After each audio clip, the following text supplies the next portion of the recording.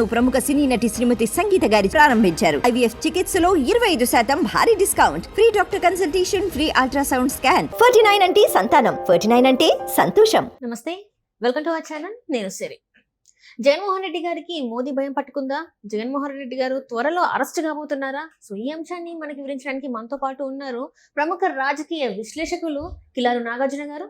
నమస్కారం సార్. నమస్తే సార్, ఇప్పుడు చూస్తుంటే అసలు జగన్మోహన్ రెడ్డి గారు మొన్నటి దాకా కూడా చూస్తే మనకి బీజేపీకి సపోర్ట్ చేస్తాం కేంద్రంలో అన్ని రకాలుగా, అసలు బేషరతుగా వాళ్ళు ఏదంటే అది అన్నట్టు మాట్లాడిన జగన్మోహన్ రెడ్డి గారు ఇప్పుడు జగన్మోహన్ రెడ్డి గారు బీజేపీకి, మోదీకి కొన్ని అంశాలలో నో అంటున్నట్టు మరి వార్తలు వస్తున్నాయి. ఇందులో వాస్తవం ఉందా? నో అనడానికి కూడా కారణం ఏంటంటే ఈయన అరెస్ట్ చేయడానికి సిద్ధం అవుతున్నారు కాబట్టి ఈ నోలు అంటున్నారు అని చెప్పేసి మరి వార్తలు వస్తున్నాయి.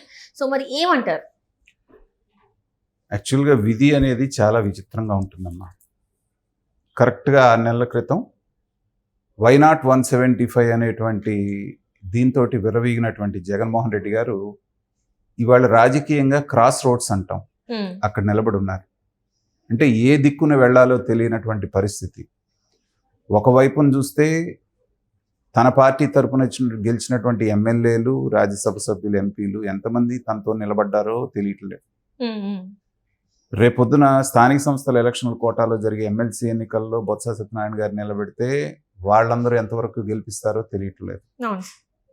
ఇకపోతే ఏదో ఒక జాతీయ రాజకీయ పార్టీతోటి పొత్తు లేకపోతే తన పార్టీ నిలబడేటువంటి పరిస్థితి లేదు. కాబట్టి ఒకవైపున కాంగ్రెస్ వైపు చూస్తున్నారు, కాంగ్రెస్ దగ్గర అవటానికి అనేటువంటిది మనం చూస్తూ ఉన్నాం. దానికి తార్కాణంగా ఏంటంటే మొన్న వినుకొండలో జరిగినటువంటి సంఘటనని, ఢిల్లీలో ఆయన ధర్నా చేసినప్పుడు అక్కడికి వచ్చిన వాళ్ళందరూ కూడా ఇండియా కూటమికి సంబంధించినటువంటి వాళ్ళే వచ్చారు. సో ఎన్డీఏ వాళ్ళని, బీజేపీని కూడా నేను ఆహ్వానించాను అన్నప్పటికీ కూడా వాళ్ళు రాకపోవటం, కేవలం వీళ్లతోటే ఆయన అక్కడ షో చేయటం అనేటువంటిది ఏంటంటే అప్పుడే బీజేపీ వాళ్ళ దృష్టిలో కొంచెం నెగిటివ్గా వెళ్ళింది అనేటువంటిది మనకున్నటువంటి సమాచారం. కానీ ఒక రాజకీయ విశ్లేషకుడిగా నాకు అనిపిస్తుంది ఏంటంటే అంతటి ధైర్యం, అంటే బీజేపీని వ్యతిరేకించి కాంగ్రెస్కి దగ్గర అయితే అతని భవిష్యత్తు ఏంటనేటువంటిది అతనికి తెలుసు. ఆల్రెడీ కేసులు వేలాడుతూ ఉన్నాయి కాబట్టి అతను వెళ్ళరు అనేటువంటిది చాలామంది ప్రజలు అనుకున్నటువంటి అభిప్రాయం. కానీ ఎప్పుడైతే చంద్రబాబు నాయుడు గారి అవసరం గట్టిగా కేంద్రంలో ఉన్నది అన్నప్పుడు ఏంటంటే ఖచ్చితంగా ఇక బీజేపీ నా వంక చూడదు అనేది ఆయనకి ఎస్టాబ్లిష్ అయిపోయింది. దానికి కారణంగానే ఇప్పుడు కేసులు వేగవంతం చేయమని చెప్పేసి సిబిఐ కోరటం, సో సిబిఐ హైకోర్టుకి, సుప్రీంకోర్టుకి వెళ్ళేసి దీన్ని చేయాలంటాం, తర్వాత సుప్రీంకోర్టు కూడా వేగవంతం చేయండి కొన్ని కేసులని చెప్పటం. అంటే ఇవన్నీ కూడా బీజేపీ వాళ్ళు ఈయనకు అనుకూలంగా ఉన్నప్పుడు జరగనటువంటి సంఘటన.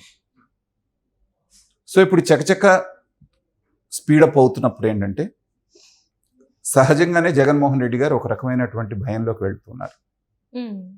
ఒకసారి బీజేపీ వ్యతిరేకం అయ్యింది అంటే తన పరిస్థితి ఏంటనేటువంటిది ఆయనకు బాగా తెలుసు. కాబట్టి ఇది ఒక ఇండికేషన్ పంపిస్తున్నాడు వాళ్ళకి. ఏమని? ముస్లిమ్స్ ఏదైతే వక్ఫ్ బోర్డు దానికి సవరణ బిల్లుకు ఉందో దానికి నేను మద్దతు ఇవ్వట్లేదు అనేటువంటిది. దీంట్లో 2 ప్రయోజనాలు ఉన్నాయి అతనికి. ఒకటి, నా ఎస్సీలు, నా ఎస్టీలు, నా బీసీలు, నా మైనారిటీలు, ఇది ఆయన నినాదం, మనందరికీ తెలిసిందే. సో మైనారిటీ బేస్ ఏదైతే ఉందో దాంట్లో ముఖ్యంగా ముస్లిమ్స్ అందరూ నా వెనకాలే ఉన్నారు అనేటువంటి భ్రమలో ఆయన ఉంటున్నాడు. కానీ ఎంతమంది ముస్లిమ్స్ మీద ఈయన జమానాలో, ఈయన పరిపాలనలో దాష్టీకాలు జరిగిన కొన్ని కుటుంబాలే ఆత్మహత్యలు, సెల్ఫీలు చేసి ఆత్మహత్యలు చేసుకున్న సంఘటనలు మనకు తెలుసు. అయినప్పటికీ బీజేపీలో, ఎన్డీఏలో భాగస్వామ్యం కాకపోవటానికి ఉన్నటువంటి ప్రధానమైనటువంటి అవరోధం ఎందుకాగాడు జగన్మోహన్ రెడ్డి గారు అంటే బీజేపీకి దగ్గర అయితే మైనారిటీ ఓట్లు ఎక్కడ పోతాయో అనేటువంటి ఒక భయం. కాబట్టి ఖచ్చితంగా మైనారిటీలకు సంబంధించినటువంటి బిల్లు ఏదైతే ఉందో అది వాళ్ళ మంచి కోసం చేస్తున్నా కూడా ఏంటంటే కాంగ్రెస్ పార్టీ ఏదైతే స్టాండ్ తీసుకుందో ఇది ముస్లింలకు చేటు చేసేది, ముస్లింల హక్కుల్ని హరిస్తుంది అనేటువంటి వాళ్ళు ఏదైతే నెరేటివ్ క్రియేట్ చేశారో దానికే జగన్మోహన్ రెడ్డి గారు ఓటేయటం అంటే ఏంటంటే, ఒకటి, ముస్లిం మైనారిటీస్కి నేను ఎన్డీఏని ఎదిరిస్తున్నాను మీకోసం అనేటువంటిది వాళ్ళ ఓటు ఎవరైతే ఉన్నారో వాళ్ళని కన్సాలిడేట్ చేసుకోవటం. రెండోది, ఎన్డీఏ గవర్నమెంట్కి ఒక చిన్న వార్నింగ్ లాంటిది పంపించడం. చూసారా, నేను అవసరమైతే మీకు వ్యతిరేకంగా కూడా నేను నిలబడగలను, మిగతా వాళ్ళని కూడా నేను అవసరమైతే అడుగు వేయటానికి కూడా నేను వెనకాడననేటువంటి ఒక ఇండికేషన్ పంపించాను. ఎందుకంటే ఆయనకి ఇంకా కాస్త హోప్ ఏంటంటే 11 మంది రాజ్యసభ సభ్యులు ఈయనకున్నారు. అడపాదడప వాళ్ళ అవసరం అనేటువంటిది కేంద్ర ప్రభుత్వానికి రాజ్యసభలో అవసరం అవుతుంది.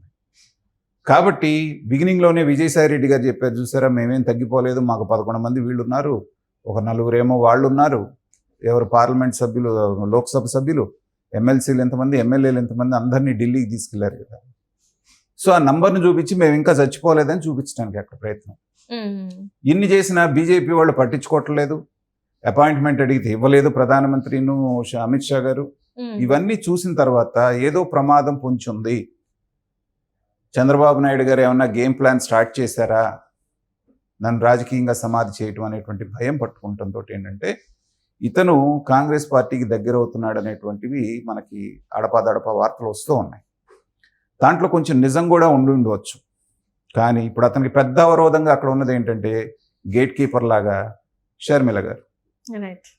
ఈయన కాంగ్రెస్ వైపు చూసినా కూడా అక్కడ స్వయంగా కాంగ్రెస్ పార్టీ ఆంధ్రప్రదేశ్ అధ్యక్షురాలుగా ఉన్నది సొంత చెల్లెలు. ఆవిడికి ఏదో ఒక న్యాయం జరిగి ఆవిడ్ని ఈయన పక్కకు తీసుకుంటే తప్పితే అతనికి అక్కడ కూడా ఎంట్రీ జరగదు. ఇంకొకటి కూడా వినిపిస్తుంది సార్, అంటే ఆమెను ఎట్లయినా తప్పించేసి కాంగ్రెస్ లోకి వెళ్ళాలని చెప్పేసి రాహుల్ గాంధీతో దీని మీద చర్చలు కూడా జరిపిస్తున్నారని చెప్పేసి కూడా మరి వార్తలు వస్తున్నాయి. నిజంగానే మరి షర్మిలను తప్పిస్తారంటారా కాంగ్రెస్ నేతలు? ఆ పని కనుక కాంగ్రెస్ పార్టీ చేసింది అంటే తన చేత్తో తనే ఊరేసుకున్నట్టు అవుతుంది కాంగ్రెస్.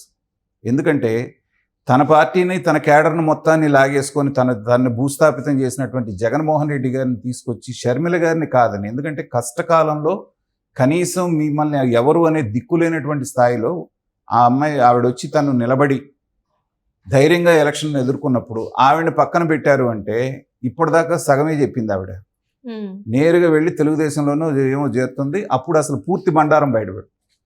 అప్పుడు ఒక జగన్ అన్నదే కాదు, కాంగ్రెస్ బండారం కూడా బయటపెడుతుంది ఆవిడ. కాబట్టి చేర్చుకుంటే ఇద్దరికి కాంప్రమైజ్ చేసి ఒప్పించే చేర్చుకోవాలి. నేను షర్మిల గారి విషయంలోనూ జగన్మోహన్ రెడ్డి గారి విషయంలో అదే చెప్తున్నాను. ఇద్దరు అన్నా చెల్లెళ్ళు ఒక పెద్ద మనుషుల సమక్షంలోనూ లేదు, ఎవరు లేకుండా వాళ్ళిద్దరే కనుక ఒక గంట సేపు కూర్చొని ఇది ఇద్దరికీ నష్టం తీసుకొస్తుంది కాబట్టి మన ఇద్దరం ఇదిగో నీకు రావాల్సిన ఆస్తి ఏదో నీకు భాగం ఇస్తున్నాను, నేను కాంగ్రెస్ పార్టీలోకి వచ్చి కాంగ్రెస్ అధికారంలో నీకు సమమైనటువంటి స్థానం ఇస్తానని చెప్పేసి జగన్మోహన్ రెడ్డి గారు ఇన్ రైటింగ్ ఒక కమిట్మెంట్ ఇచ్చాడు అనుకోండి చెల్లికి, అయిపోయి సీను. ఇప్పటిదాకా ఇద్దరు విడిపోయారని సంకలు గుద్దుకున్న వాళ్ళు అందరూ ఫూల్స్ అవుతారు. ఎప్పుడైనా అన్నా చెల్లెలు రక్త సంబంధం విషయంలో జరిగేటువంటి అవకాశం ఉంటుంది. కాబట్టి ఇంకో రూమర్ కూడా ఉంది ఏంటంటే వీళ్ళిద్దరు కావాలని ఈ గేమ్ ప్లే చేస్తారు. అది కూడా ఉంది, దాన్ని నేను నమ్మను. ఎందుకంటే గేమ్ ప్లేన్ కోసం ఆవిడ అంతగా అన్నని విమర్శించాల్సిన పని లేదు. ఆవిడ ప్రతి పాయింట్లోనూ ఎండగడుతుంది అన్నని. కాబట్టి ఆవిడేదో గేమ్ అని నేను అనుకోను. రాహుల్ గాంధీ తెలివైనాడు ఏం చేస్తాడంటే పిలిపించి వీళ్ళిద్దరికీ సంధి చేస్తారు. చేసి నువ్వు రావాలి అంటే ఈవెన్ కూడా ప్రసన్నం చేసుకోవాలి అంటే నువ్వు ఏదైనా సరే ఆవిడకి న్యాయం చెయ్యి అని ఆస్తిలో అతనితో న్యాయం చేయించి పదవుల్లో మేము న్యాయం చేస్తాం నీకు ఏ రాజ్యసభ అని చెప్పి ప్రామిస్ చేస్తే ఈ సమస్య సాల్వ్ అవుతుంది. నాకు తెలిసి దాని వైపుగా ప్రయత్నాలు జరుగుతున్నాయేమో అనేటువంటి అనుమానం నాకుంది. బట్ అది కనుక జరిగింది అంటే షర్మిల తన క్రెడిబిలిటీని పోగొట్టుకున్నట్టు అవుతుంది. ఇప్పటిదాకా ఆవిడకంటూ ఒక ఇమేజ్ని క్రియేట్ చేసుకొని వచ్చింది. అక్కడ ఆస్తిగా పదవిగా వచ్చినా కానీ రాజకీయంగా ఆవిడకి నష్టం జరిగేటువంటి అవకాశం ఉంది. బట్ రాజకీయాల్లో ఏదైనా పాసిబుల్ మనం చెప్పలేం కదా. కానీ బీజేపీ అయితే జగన్ని దూరం పెడుతుంది అనేటువంటిది మాత్రం ఇక్కడ మనకి క్లియర్గా అర్థమవుతుంది. లేదంటే అలాంటి డిసిషన్ ఆయన తీసుకోండి. Right sir, right. Thank you so much sir.